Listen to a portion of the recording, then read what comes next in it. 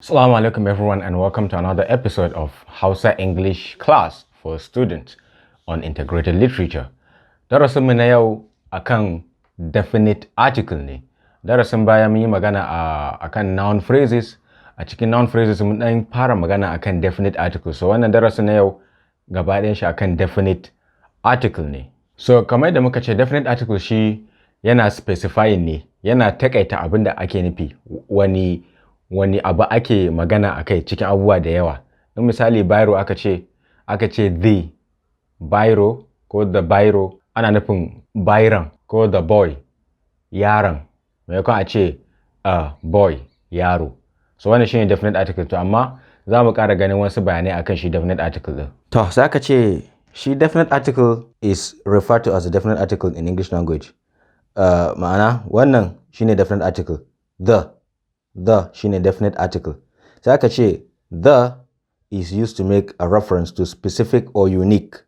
Okay, a reference specific or unique. So shi yana magana akan wani abu ne musamman, ba kowanne ba. Ma'ana in biro ne, biro na musamman ake magana. In kofi ne, kofi na musamman ake magana, ana nufin kofin. Shine ma'anan the. Sai aka ce unlike a or an, the can precede both uncountable and countable nouns. Wannan precede yana nufin abin da ya zo kafin shine ma'anan precede. So ma'ana yana zuwa kafin uncountable noun, yana zuwa kafin countable noun. Me uncountable noun? Noun da baya kirga ba. Misali oil, sand ko sugar. To za a iya cewa the oil ko the sand ko the sugar. Kuma yakan zo kafin countable nouns. Za a iya cewa the tables, the chairs, or the keys. So yana zuwa, shi yana tafiya tare da countable da kuma uncountable noun, yana zuwa tare da kowanne. To sai aka ce recall, ka tuna cewa we do not use a or an with plural or uncountable nouns. Ba za ka iya cewa a sugar ba, a sugar ko an oil. Shi ba a amfani da article, ba amfani da article a wajen uncountable nouns. Saboda shi article in kai amfani da a kana nufin guda ɗaya. Saboda shi a wani lokaci ana nufin abu guda ɗaya, wani lokaci ba sai an ce one ba. Misali call me one boy, za ka yi ka ce call me a boy. So shi a ɗin nan yana nufin abu guda ɗaya, da shi da an egg. Ba za ka yi cewa an eggs, ba za ka yi cewa haka ba. So tunda ba za ka amfani da shi a abubuwa masu yawa ba, sai dai abu guda ɗaya, to haka kuma ba za ka yi amfani da shi akan uncountable noun ba. Saboda shi uncountable abu ne da yana da yawan da ba za ma iya kirga shi ba. To shi yasa aka ce shi ba a amfani da article a plural ko uncountable noun. Saboda shi wannan shine definite article na musamman. Shi kuma wa'annan su kuma article kawai. So abin da ake nufi kenan. So sai aka kawo misalai. Aka ce we saw a man, mun ga mutum. Kun ga wannan shine indefinite article. Article ɗin da bai takaita abu, bai specifying abu ba. Aka ce we saw some men. To yanzu kuma sai aka kawo mana wani ƙari. Shi wannan some ɗin, shi kun ga ɗan takaita mutanen da aka gani. Aka ce some men, waɗansu ko 'yan mutane da muka gani. Ma'ana ba su da yawa sosai. So shi kuma wannan shi ma article ne, amma ana kiran shi determiner. Shi determiner ne. Shi ma kusan aikin siri ɗaya ne da definite article. Sai aka ce shi determiner ɗin nan is a word that precedes a noun to tell us more about the noun. Kalma ce take zuwa kafin noun ta ƙara ba mu information akan noun ɗin. Kamar yadda aka ce we saw some men, mun ga waɗansu mutane. Sai aka ci gaba da kawo example. Aka ce we saw the man, mun ga mutumin. Ba kamar wancan da aka ce we saw a man ba. Wannan shi kuma the man, mun ga mutumin. Ma'ana wanda ake gaya mawa ya san mutumin da ake nufi. Shi ne amfanin definite article, ya takaita abin da ake nufi ne. Sai aka ce you will have noticed that the in the third sentence makes the noun more specific because it is referring to a particular man or the man known to both the speaker and the hearer. So tunda aka ce the man, ma'ana wanda yake magana da wanda ake wa magana akan shi mutumin dukansu sun san wani mutum ake nufi, shi yasa aka ce the speaker and the hearer. Okay, the man is known to both the speaker and the hearer. Sai aka ce another use of the can be found in the statement after a thing or a person has been mentioned. So misali, I met a food vendor on my way home. The food vendor looked excited because he had sold almost all the food items he had. Kun ga farko sai aka ce a food vendor, tunda yanzu ina bada labari ne akan mai sai da abinci da na gani, kuma kai baka san wani mai sai da abinci bane. To yanzu tunda na gabatar da shi na ce mai sai da abinci, to yanzu zan ci gaba da maganar shi, yanzu kuma zan ma magana akan shi ne kamar dama ka san wanda nake nufi, tunda ai a can baya na gabatar da shi na ce I met a food vendor. To in zan ci gaba da magana kuma sai in amfani da definite article, saboda yanzu ka san wani mai sai da abinci nake magana tun na gabatar da shi, sai in ce the food vendor tunda a farko na riga na faɗe shi, abin da ake nufi kenan. Sai aka ce exercise. Now use a or an and the correctly in the following paragraph. So yanzu ga na an sa dash, an yi underlining blank spaces. So za mu sa a ko an ko the inda ya kamata.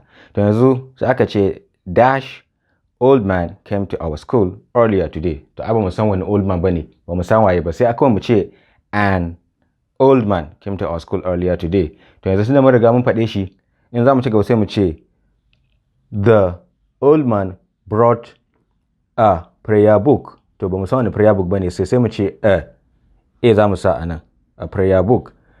Many students wanted to know what was in the prayer book, which a za mu sa anan, physics teacher received on behalf of the school.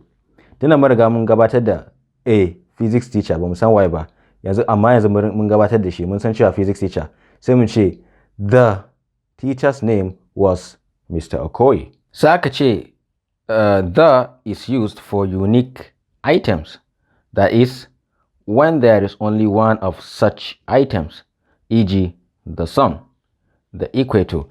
Shi da innan definite article na ana amfani da shi ne, akan yi amfani da shi kuma akan wani sabuwa wanda kawai su kaɗai ne aka sani a duniya ko kuma a waje. Misali the sun, ranar, ai ba za mu ce a sun ba, tunda in muka ce a sun that means akwai ranakun da yawa a sama. So wannan rana ce kawai guda ɗaya wanda kullum take fitowa ta faɗi, so ita kaɗai ce, so sai a ce the sun, ba za a ce a sun ba. The president, shugaban ƙasan, tunda in muna magana akan wata ƙasa, shugaban ƙasa ɗaya ne, so shi yasa za mu ce the president.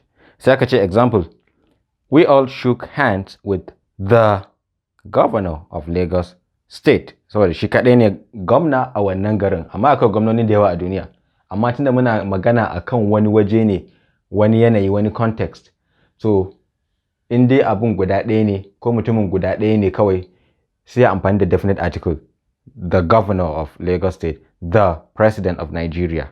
Note, sai aka ce ka lura, note that we also use the definite article to single out an item or a person using adjectives, as in the tallest boy. We can even use the with only the adjective to refer to people and things. Ma'ana shi definite article din nan, kun san adjectives akwai positive, comparative da superlative. Superlative yakan gwada abu ɗaya cikin abubuwa da yawa. Misali kamar da aka ce the tallest boy, ana nufin yaron da ya fi kowa tsawo cikin su da yawa. Shine ake nufi da cewa ana amfani da definite article a singling out item ko mutum using adjectives kamar tallest. Ba za a iya cewa the tall boy, za a cewa the tall boy, yaron mai tsawo, ko the tallest boy, yaron da ya fi kowa tsawo. So shi kan shi definite article din nan ana amfani da shi da adjective kawai, kamar da na ce the tall boy, ba dole sai an yi amfani da shi a superlative ba, za a iya amfani da shi kawai da adjective kawai. The beautiful girl, the handsome boy, duka ana iya amfani da definite article ba, za a iya amfani da definite article. Har da ma indefinite article za a iya cewa a tall boy, yaro mai tsawo.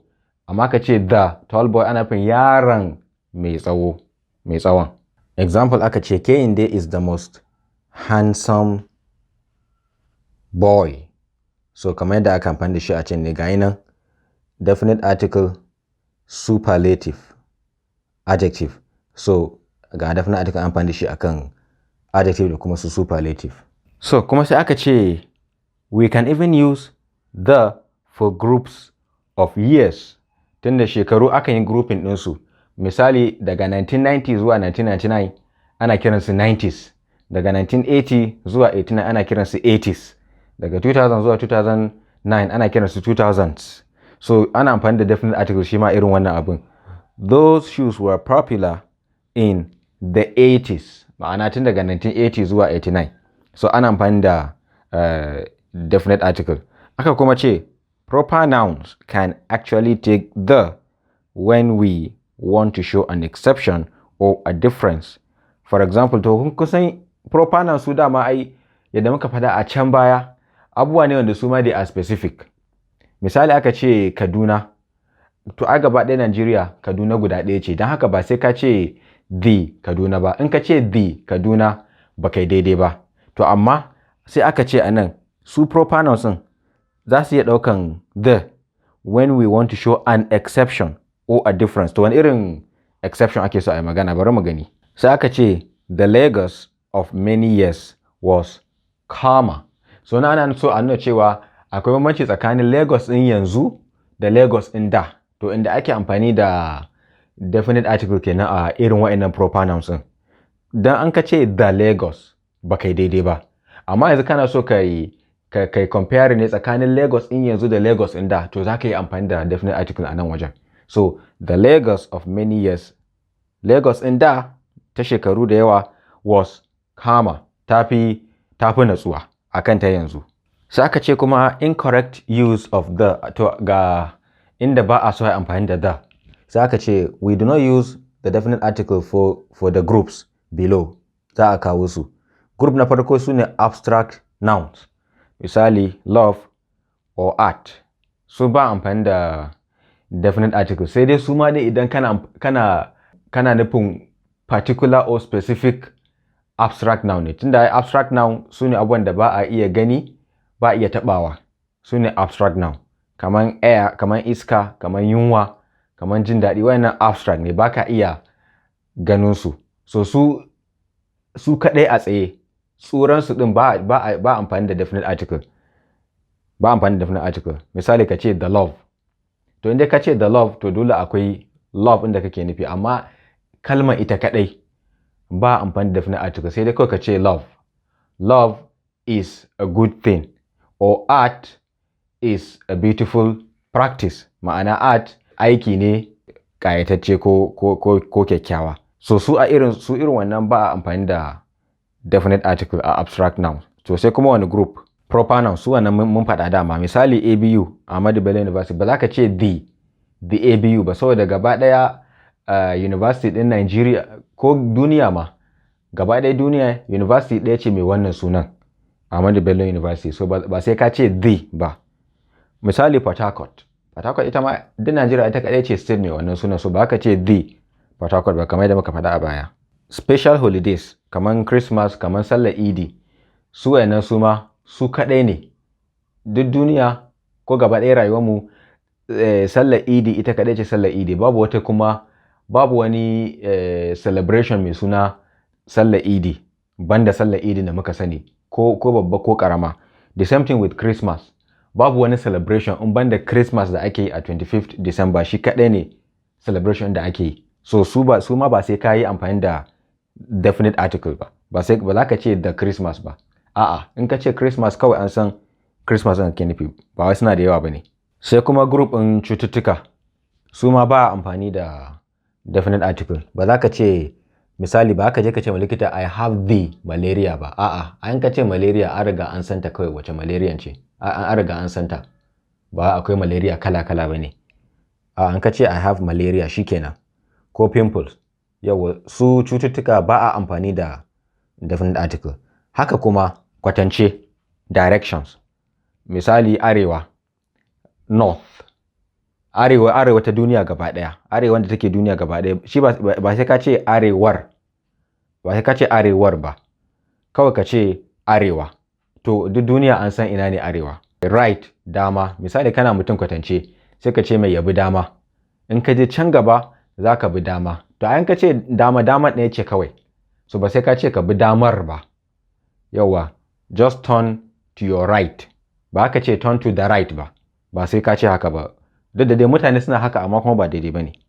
Sai kuma subject, mathematics, English language, biology, su ma ba a amfani da definite article. Ba za ka ce malaminka we have the English ba, ko we have the literature, ko we have the mathematics, a'a ba a amfani da definite article. Sai addinai, addini shi ma duk wani addini shi kaɗai ke da wannan sunan a duniya, saboda haka ba za ka amfani da definite article ba. So Islam, Christianity, wa'annan ba sai ka ce the Islam ba sai ka ce the Christianity ba, in ka ce Christianity an sani, in ka ce Islam an sani. In kuka lura yawanci akwai proper nouns, to amma suna so su muku breaking din shi ne into different groups, amma yawanci duk proper nouns ne. Sai ka ce proper names of lakes and rivers, ba ma lakes and rivers ba kawai, hadda duwatsu masu suna kamar Zuma Rock, ai shi Zuma din sunan dutse ne aka same, kamar Kilimanjaro, kamar Mount Fuji na Japan, to dukansu suna da sunayensu da aka sa musu, so sunan da aka sa musu su ma dai proper names ne dama, so ba ka amfani da definite article. Ba za ka ce the River Nile ba, kawai ka ce River Nile an sani, ba ka ce the Red Sea ba, duk da mutane suna cewa haka amma ba daidai ba ne, ba a yin haka. Another group su ne means of transportation, unlike whole transport system such as the train. Means of transportation din shi misali ka ce ai na bi ta hanya ne, ko na biyo ta ruwa, ko mun tafi ta sama, to su wannan din ba amfani da definite article. Sai kawai ka ce misali by road, by bus, by air, by sea, su ba amfani da definite article su ma. Sai kuma na ƙarshe, duniyoyi da muke da su banda wannan duniyar tamu, Jupiter, Mars, Venus, Pluto, ga sunan dai duka, su ma ai dai proper nouns ne, so ba amfani da definite article a kansu. Sai aka kawo exercise, aka ce explain why each of the following sentences is wrong. So kai bayani me yasa wannan gaba ɗaya sentences da aka kawo akwai wani abu a cikinsu wanda yake wrong, wanda ba daidai ba ne, so aka ce kai explaining. A aka ce Maimuna has the malaria. What is wrong with this sentence? Wannan definite article da aka kawo shine ke da matsala a sentence. In aka cire shi, sentence zai yi kyau. Maimuna has malaria. B aka ce have you read the book I gave you? Have you read book I gave you? To kun gani ni kaina ma ban lura da kyau ba, so na faɗi ansa ma ban ma sani ba. So have you read the ya kamata a kawo the tsakanin read the book, ya kamata a kawo the. Have you read the book I gave you? Tunda ina tambayan ka ne akan littafin da na baka, to ma'ana ka san littafin, so dole amfani da definite article a nan wajen.